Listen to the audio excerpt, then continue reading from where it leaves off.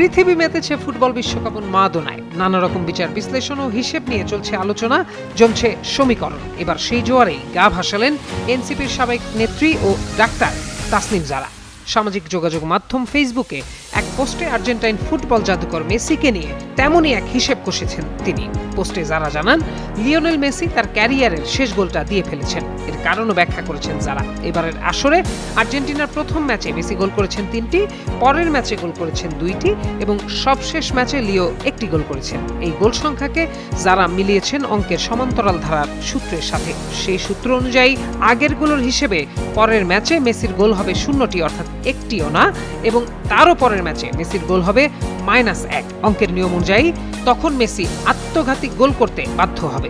এমনই হিসাব তুলে ধরেন তাসনিম জারা। লেখেন, যদি পরের ম্যাচে মেসি গোল করে তাহলে পুরো বিশ্ব নিশ্চিত হবে যে রেফারি এবং ফিফা মিলে গোপনে প্রশ্ন ফাঁস করেছে। তবে এটি জারার কোনো সিরিয়াস পোস্ট নয়, মজা করেই দিয়েছেন তিনি। হ্যাশট্যাগে উল্লেখ করেছেন সার্কাজম।